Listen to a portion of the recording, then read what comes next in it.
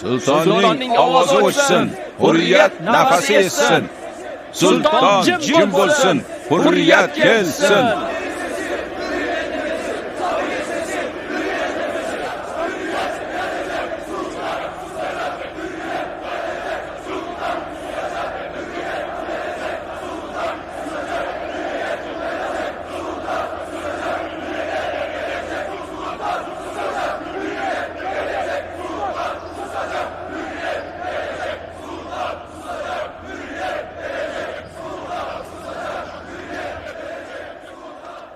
Sulton jim bo'lsa, davlat cho'kadi aqlsiz. Voy qariya, yo'qol bu yerdan, tushundingmi?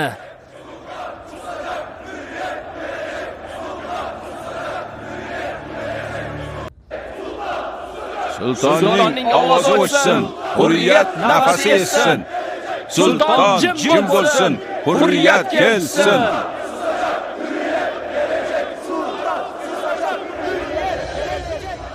Bu yerga sultonning ovozini o'chirishga keldik.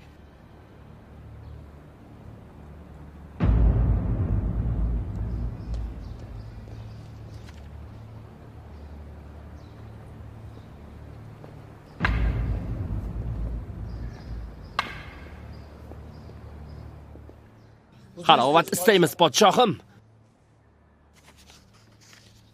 Isming nima o'g'lim? Xurram, Talabamsan? tibbiyotda o'qiyman. O'qiyotgan maktabingni kim ochgan bolam? Xo'sh, senchi? Humoyun, muhandis dargohida tahsil olyapman, podshohim. Mamlakatning mexanik salohiyati rivojlansin deb u maktabni kim ochdi o'g'lim?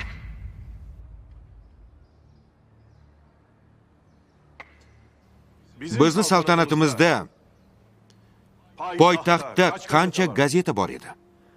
Hozir qancha gazeta bor? Istanbuldan Berlinga poyezd bilan necha kunda borilar edi? Hozir 3 kunda boriladi. Hurriyat istaysiz. Hur emasmisiz? Bizning saltanatimizda istagan masjidiga boradi. Xohlaganlar uchun eng katta cherkovlar ochiq.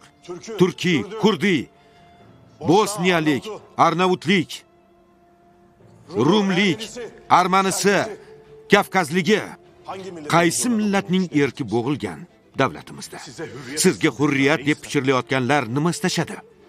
Bu millatlar qulashini, isyon qilishini, qo'zg'alon ko'tarishini istaydilar. 600 yillik davlatimizni qulatishni istaydilar. Maktablaringizda bu millatning ravnaqi uchun xizmat qilish o'rniga sizni namoyish qilib ko'chalarga chiqishingizni istaydilar. Mening saltanatimda kimning joniga tegilibdiki, bir jurnalistning joniga qasd qilay. Yaxshi. Xoinlar bizning jonimizga qasd qilgan paytda nega ko'chaga chiqmadingiz?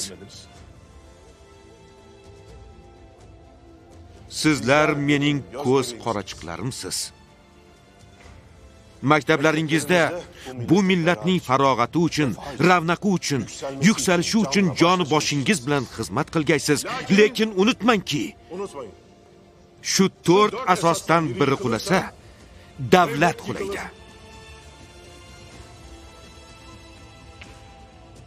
Bular islom dini, saltanat xonadoni, Turkiya hukumati hamda poytaxt Istanbul. Podshohim ko'p yashang! Podshohim ko'p yashang! Podshohim omon bo'ling! Inmaydigan bayrog'imiz ostida tinmaydigan azonimiz bizni chaqiryapti. Qani najotga?